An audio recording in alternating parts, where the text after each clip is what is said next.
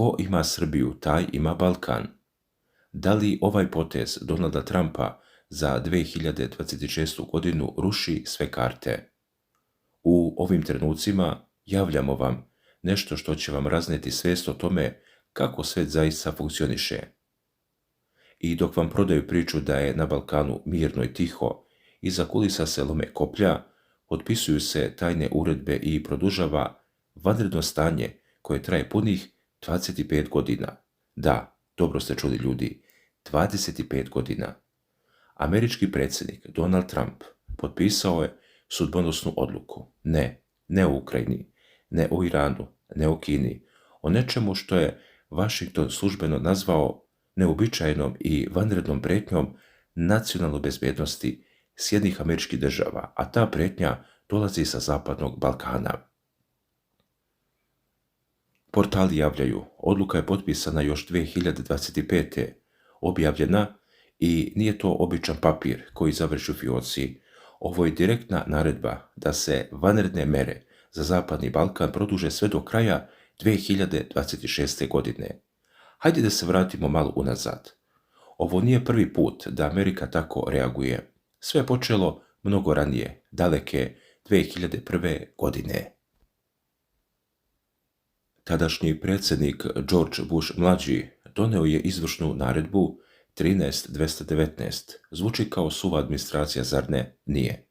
To je bio trenutak kada je Washington prvi put rekao dosta je. Nešto na Balkanu prijeti njihove bezbednosti. Nešto je toliko ozbiljno da zahteva vanredne mere. Zašto?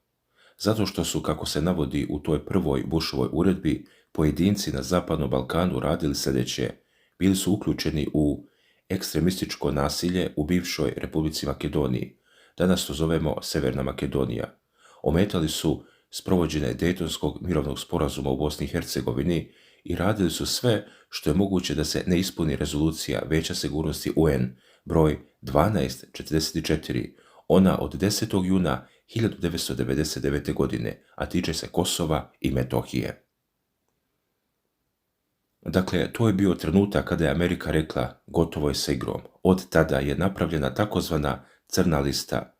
Zvanični naziv vodi Ured za kontrolu strane imovine, skraćeno OFAC, deo Američkog ministarstva financija. Na toj listi su pojedinci i organizacije sa kojima američka vlada i američke kompanije ne smiju da sarađuju. Njihova imovina se blokira, njihove financijske transakcije se zaustavljaju, zamrznuto, kraj priče. Ali to nije kraj. Dalek je sada 2003. godine, 28. maja tačnije, Bush izdaje novu naredbu 13304, čime se proširuju mere. Sada se uvode dodatne sankcije za one koji ometaju Ohridski okvirni sporazum iz 2001. godine, sporazum koji je trebalo da smiri tenzije u Makedoniji. Amerika je pratila svaki korak i zapisivala i spremala spiskove. Onda dolazi 2021. godina, u Beloj kući je sada Joseph Biden i on 8. juna potpisuje izvršnu uredbu 14033 i tu se stvari dižu na potpuno novi nivo.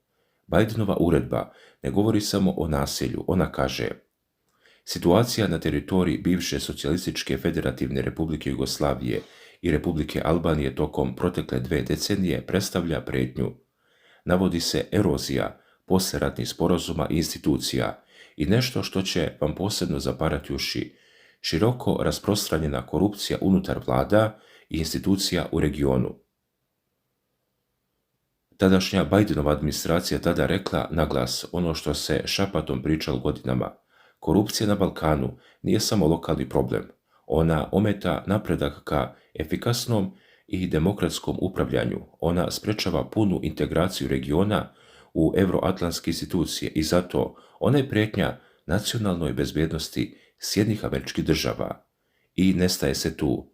8. januar 2025. godine, samo nekoliko nedelja pre nego što je napustio funkciju, Biden potpisuje izvršnu naredbu 14140.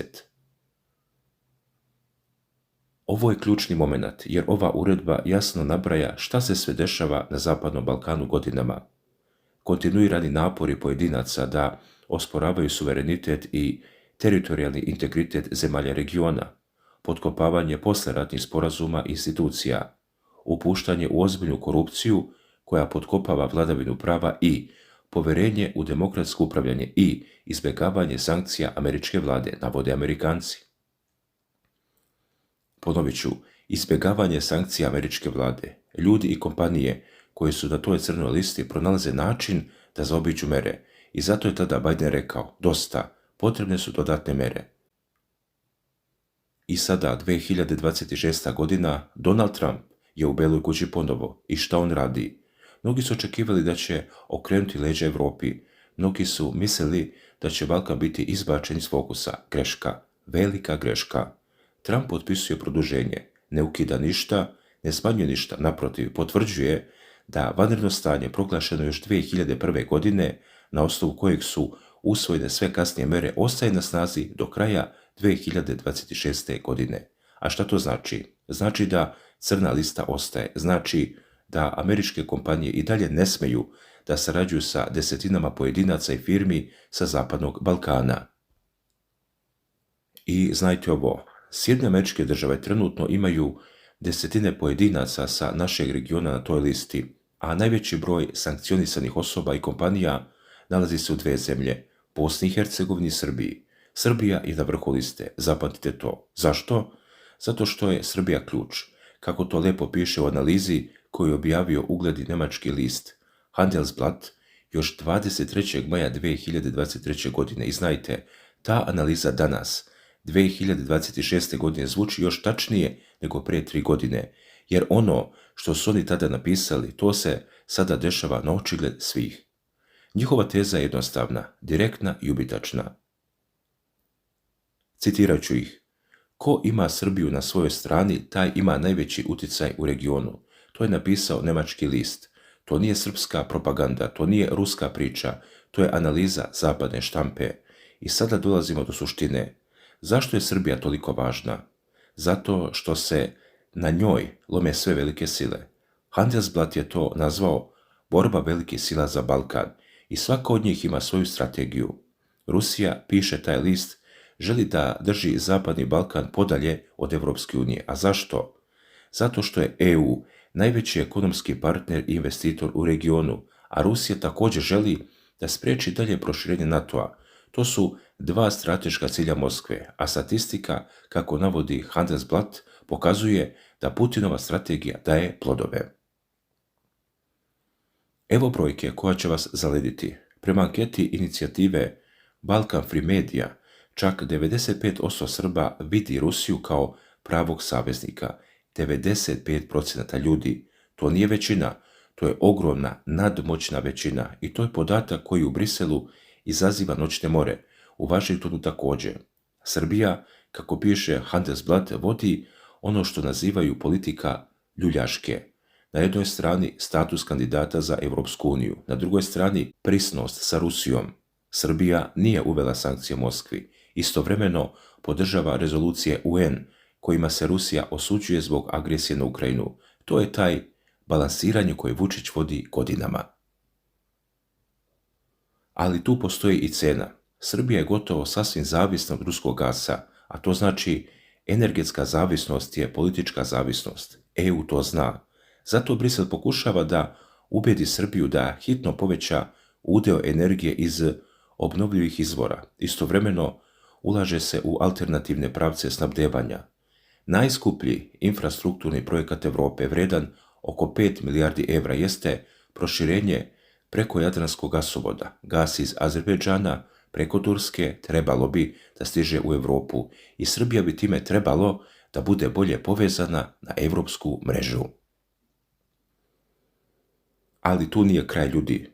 Handelsblatt pominje i nešto što se retko spominje u našim medijima, Telekom Srbija. I kako oni kažu, najvažnija propagandna alatka političkog vrha u Srbiji. Navodi se da Telekom ima tesne veze sa predsjednikom Aleksandrom Vučićem i dalje Telekom finansira ruska Sberbanka, kako piše list. Telekom je dobio od Sberbanke kredit od $88 milijuna i ista ta kablovska mreža Telekoma Srbije nesmetano prenosi propagandu televizije Rasija Tadeji. Čujte sad ovo, ljudi. Antoinette Nikolova iz inicijative Balkan Free Media direktno kaže: Vučić, koji kontroliše nacionalne televizijske stanice i najveće bulevarske listove u zemlji, majstor je propagande, tvrdi. I on znalački igra na proruski sentiment Srba. To nije rekao neko u Moskvi, to je rekla zapadna analitičarka i to je objavljeno u nemačkom listu koji se čita u nemačkoj vladi, u Europskoj komisiji, u američkom State Departmentu, ali Rusija nije jedina. Tu je i Kina, Turska i svaka od njih vuče na svoju stranu. Jakov Devčić, direktor kancelarije fondacije Konrad Adenauer u Beogradu, objašnjava zašto Kina ima prednost na Balkanu. Mi Evropljani, kaže on, želimo da uvek sve uradimo prema najvišim standardima, to znači duge procedure, birokratiju, provere, a zemlje poput Rusije, Kine i Turske su tu pragmatičnije. One imaju drugačije sisteme vlasti koji im omogućavaju brže delanje, bez drugih birokratskih procesa. Kineska ulaganja u Srbiju, putevi, mostovi, fabrike, to je ta pragmatičnost. A Turska? Handelsblad piše: Turska polaže na emocionalnu bliskost sa muslimanskom braćom u veri na Balkanu i ne samo to. Turska je restaurirala velike džamije u Sarajevu i Tirani. To su simboli, to je meka moć. Jens Bastian iz Berlinske fondacije za nauku i politiku kaže: Zemlje Zapadnog Balkana prepoznaju da, pored Rusije i Kine, imaju i trećeg velikog partnera koji je geografski mnogo bliže, to je Turska. Brojke su impresivne. Dakle, trgovinska razmjena Srbije i Turske skoro se učetvorostručila za 15 godina. Sada iznosi 1,2 milijarde evra godišnje. I ne samo to, Turci kreditiraju autoput između Beograda i Sarajeva i grade ga. Kritičari, se piše list, plaše da bi to u Turskoj moglo da ojača san o novom Osmanskom carstvu. Dugogodišnji dopisnik sa Balkana Tomas Braj kaže: Srpsko rukovodstvo ne želi da se zamera Erdoganu. Zašto? Zato što Erdogan ipak stvara radna mesta u siromašnim regionima. Osim toga, Turska je jaka članica NATO-a, tako da se ona može posmatrati kao važan balans ruskom i kineskom prisustvu.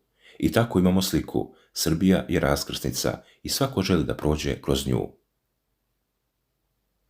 Ali, dragi gledaoci, tu dolazimo do najnovijeg zapleta. Ono što se dešava ovih dana u junu 2026. godine jeste pokušaj predsjednika Vučića da se približi Donaldu Trumpu. Srpski predsjednik je gostovao nedavno na Fox Newsu i tom prilikom je rekao nekoliko veoma značajnih stvari.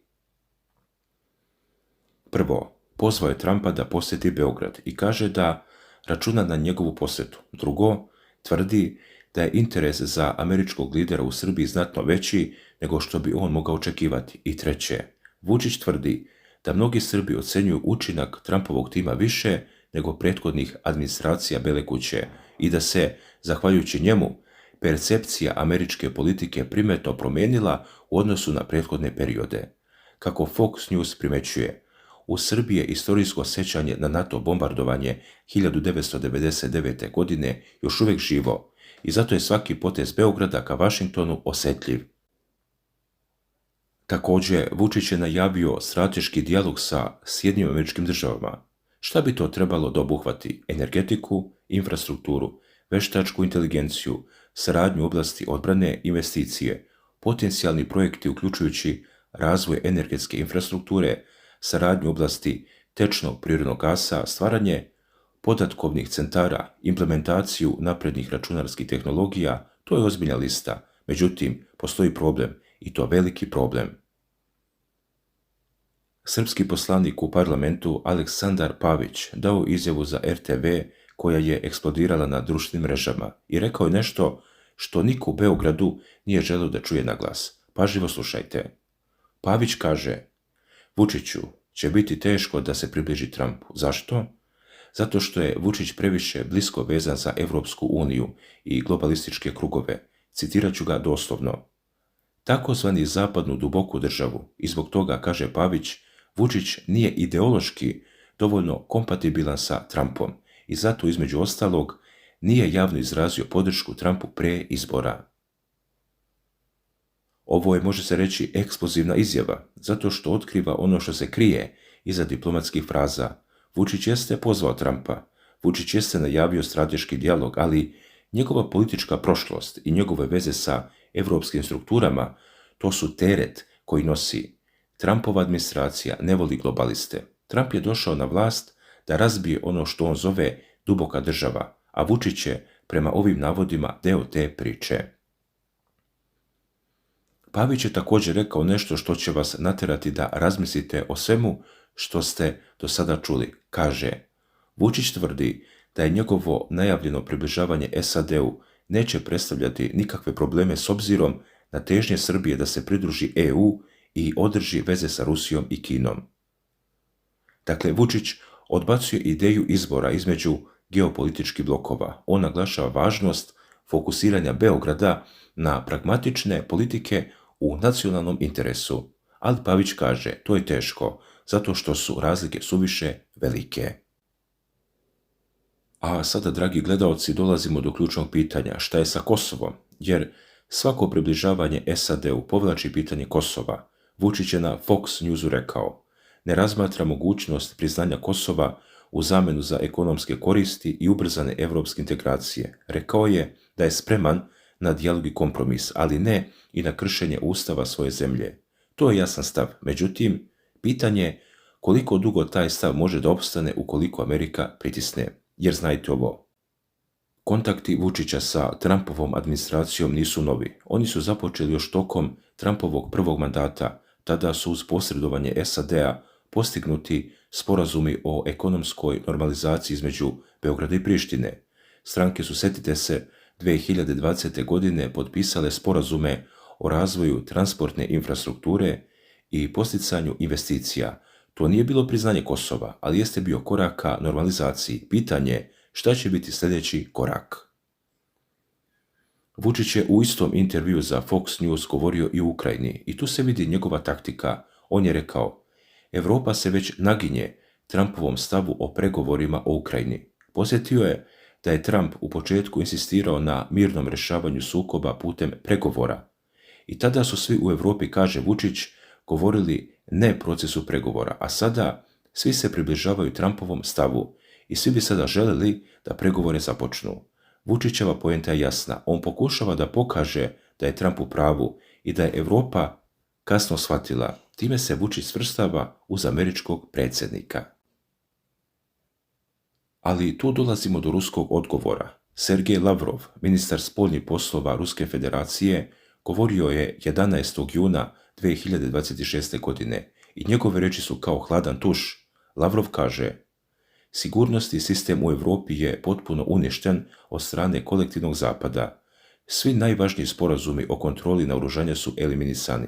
I on dodaje nešto što se direktno tiče Balkana. Lavrov kaže, NATO nije zainteresovan samo za svoje područje odgovornosti, već za cijelu Euroaziju.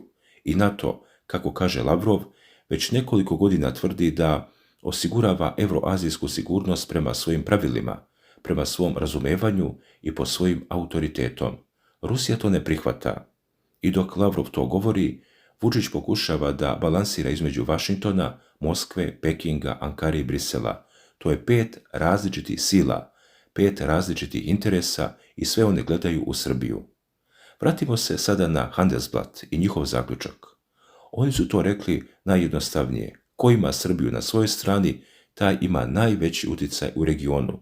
Pogledajte sada celu sliku. Amerika upravo produžava vanredne mere za Zapadni Balkan. To nije gest dobre volje, to je signal. Amerika kaže, i dalje pratimo, i dalje imamo spiskove, i dalje možemo da blokiramo imovinu i transakcije. I tu crnu listu predvodi Srbija. Najviše sankcionisanih pojedinaca i kompanije upravo u Srbiji. Istovremeno, Vučić izlazi na Fox News, poziva Trumpa u Beograd, najavljuje strateški dijalog, ali njegov sopstveni poslanik kaže neće ići lako, zato što je Vučić čovjek Brisela, zato što je deo evropskih struktura i zato što nije javno podržao Trumpa na izborima. Dalje, Rusija gleda i Lavrov kaže, Zapad je uništio bezbednost u Evropi i NATO hoće celu Euroaziju. Kina gradi putevi fabrike, Turska obnavlja džamije i gradi autoputeve, Evropska unija daje pare za gasovode i sve na to jednoj tački, na Srbiji. I sada dodajte i ovo. Američke mere su produžene do kraja 2026. godine. To znači da Amerika ima pravi osnov da blokira, sankcioniše i sprečava bilo koga ko se nađe na toj listi. Pitanje koje niko ne postavlja, a koje je ključno. Ko je sljedeći na toj listi? Zato što Amerika ne drži spiskove bez razloga, ona ih ažurira i dodaje nova imena. Kako je Trump potpisao produženje, to znači da njegova administracija ima nameru da koristi te mere, da ih ne bi produžavao da ih ne koristi. Podsjetimo se šta sve spada pod te mere. Erozija poslijeratnih sporazuma, korupcija u vladama, potkopavanje vladavine prava, ometanje integracija u euroatlantske institucije i izbjegavanje sankcija. Sve te tačke se mogu primijeniti na desetine ljudi u regionu, a najviše ih je u Srbiji, Bosni i Hercegovini. I znajte još nešto, ovo nije samo američka priča. EU gleda istim očima. Brisel je taj koji vodi pregovore o proširenju i Brisel je taj koji traži vladavinu prava, borbu protiv korupcije, nezavisno sudstvo, a Amerika sada kaže mi ćemo vam pomoći da to sprovedete na svoj način.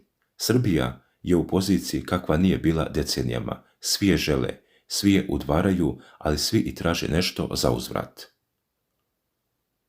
Rusija traži da ne bude sankcija i da ne uđe u NATO. Kina traži stratešku poziciju i tržište. Turska traži uticaj nad muslimanskim narodima i ekonomsku saradnju. EU traži reforme, vladavinu prava i usklađivanje sa spoljnom politikom. Amerika traži šta? Stabilnost. I da niko ne remeti njen strateški položaj u Europi. A Vučić kaže, neću da biram, hoću sa svima. Dakle, ljudi, to je politika ljuljaške, kako je Handelsblatt naziva, ali ljuljaška se može prevrnuti ako previše puta ide levo-desno. Pogledajmo konkretno šta se dešava na terenu.